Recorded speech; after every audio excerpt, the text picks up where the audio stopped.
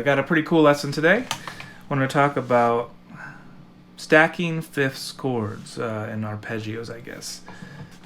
One thing I like to do is you get, everybody I think in guitar world kind of knows these perfect fifths things. You see Steve Vai do stuff like,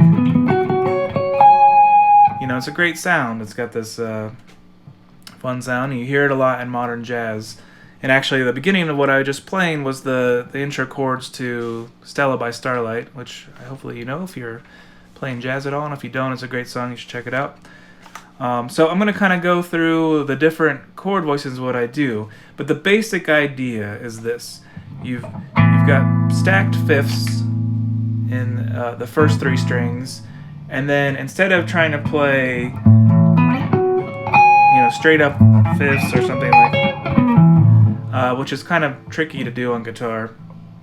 What I'm doing is I'm playing fifths on these set of strings and then fifths on these set of strings, and they're kind of just in the same basic area.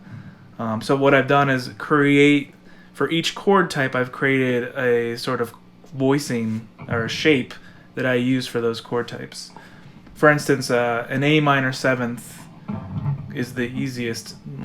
The minor seventh is the easiest one to think about, because what I'm doing is I have A, E, and B in this hand, perfect fifths here, and then on the next set of strings, the G, B, and D strings, or G, B, and E strings, I play perfect fifths. Now I actually tune in straight fourths, so you're gonna have to change this slightly if you do standard tuning.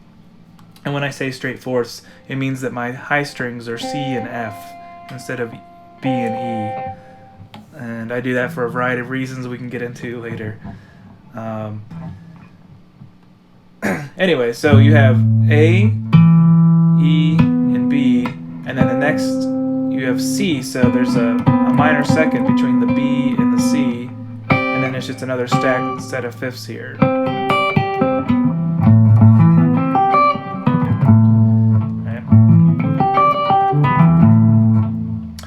And if you wanted to play, the way I look at seventh chords is, so say this was an A7, I kind of do a cheater way, but it's still the same on the first part, and then I scoot up to the C sharp because that's the third of a seventh chord, and then I play a G because we don't want to play G sharp, so I don't want to do this, and then I play a C sharp on top. So it's not, this is more like tritones on top.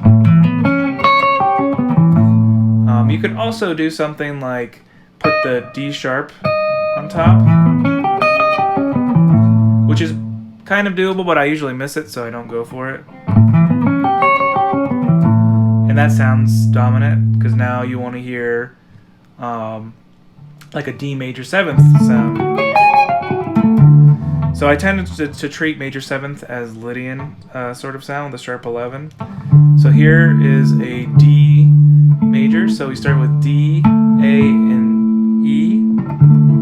And then instead of using the perfect fifth straight on the next set of strings, you just shift it up a fret. So you start on F sharp, C sharp, and then G sharp.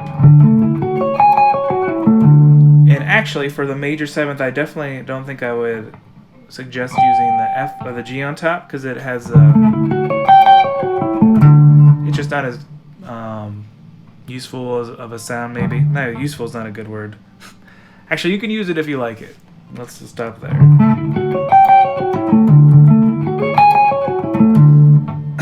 And then for minor 7 flat 5, like in the beginning of Stella, I use an E flat, or E minor 7 flat 5. So we start on E, we can't play a B, which is the fifth. So I actually go to the B flat, because the B flat is the flat 5, which is pretty prominent in that sound, and you want to hear it early. And then I go to the F, which is actually the flat 9. It really spells that sound out. And then on top, I start on G, and then I do the perfect fifths on top. So G, D, and A.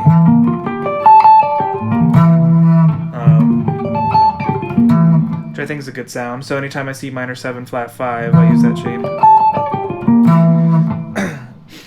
And then we're back to an A7, and that for that chord. I'm trying to think.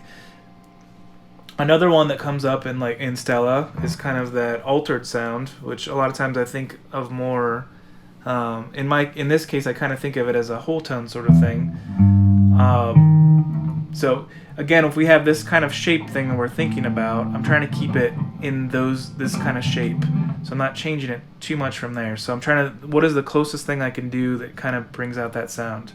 So in this case, what I'm doing is, instead of playing a D there, I play a D sharp, and then an A. So G, D sharp, A. So it's this shape instead of that shape. And then I start on the B, because again this is a dominant chord, so it has a major third, and then I use the same shape there,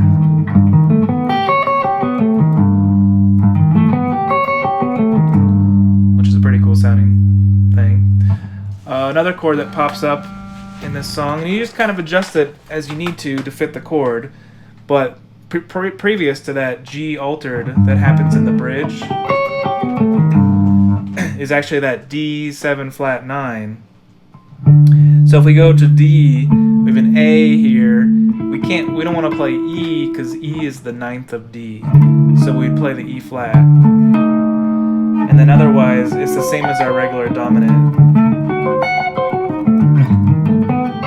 And that's when we get to that G altered sound.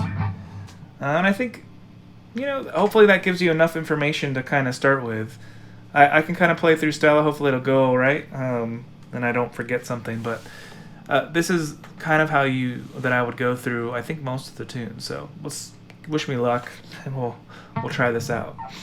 So here's Stella, play with E, starting with the E minor 7 flat 5.